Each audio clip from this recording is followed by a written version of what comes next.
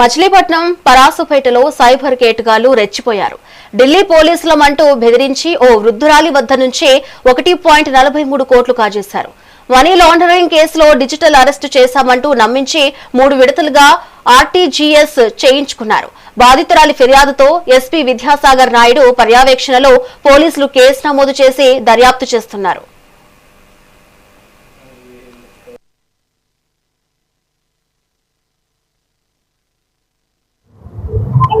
Town లో పరాసుపేటకు చెందిన శ్రీమతి వెంపటి అలివేలు మంగమ్మ 67 సంవత్సరాల ఈవిడ ఈ రోజు మచిలీపట్నం పోలీస్ స్టేషన్ వచ్చి రిపోర్ట్ ఇవ్వడం జరిగింది.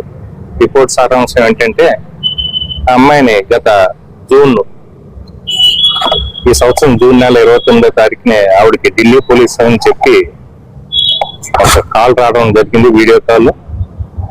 ఆ వీడియో కాల్ ద్వారా ఆవిడని డిజిటల్ అరెస్ట్ చేస్తున్నాం మిమ్మల్ని అని చెప్పి ఆవిడ దగ్గర నుంచి 3 విడతలుగా సుమారుగా 1,43,50,00,000 రూపాయలు ఆవిడ బ్యాంకు అకౌంట్ నుంచి ఆవిడతో ట్రాన్సాక్షన్ చేయించుకోవడం జరిగింది.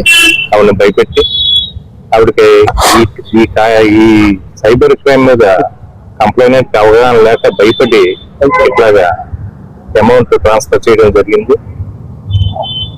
ప్రజలందరికీ, మచిలీపట్నం ప్రజలందరికీ పోలీస్ డిపార్ట్మెంట్ వారి నుంచి విజ్ఞప్తి ఏమనగా, ఈ సైబర్ నేరగాళ్ళు మిమ్మల్ని డిజిటల్ అరెస్ట్ చేశాం కాబట్టి మీ ఇంటికి పోలీసులు వస్తారు, అరెస్ట్ చేస్తారు, ఇలా భయపడతారు. మీరు ఇలాంటి వాటికి భయపడద్దు, ధైర్యంగా సమాధానం చెప్పాలి వాళ్ళకి.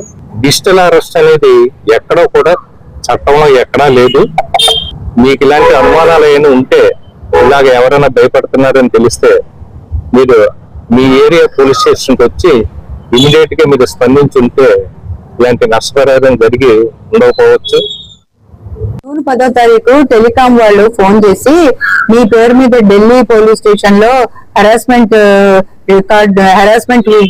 మెసేజెస్ వెళ్తున్నాయని రిపోర్ట్ వచ్చింది, అరెస్ట్ వారెంట్ వచ్చింది, ఇష్యూ అయింది అని చెప్పారు. తర్వాత పోలీస్ ఆఫీసర్ లో అని చెప్పి రాహుల్ గుప్తా అని, నిషా పటేల్ అని పేర్లు చెప్పారు.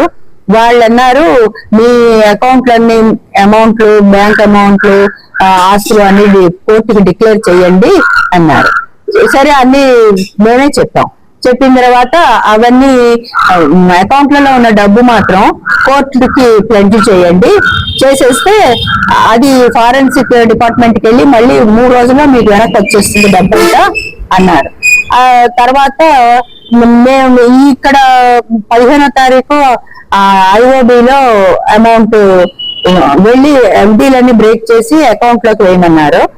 తర్వాత అకౌంట్ లో వేసాక ఎంత చెప్పమన్నారు. 1,05,00,000 అండి.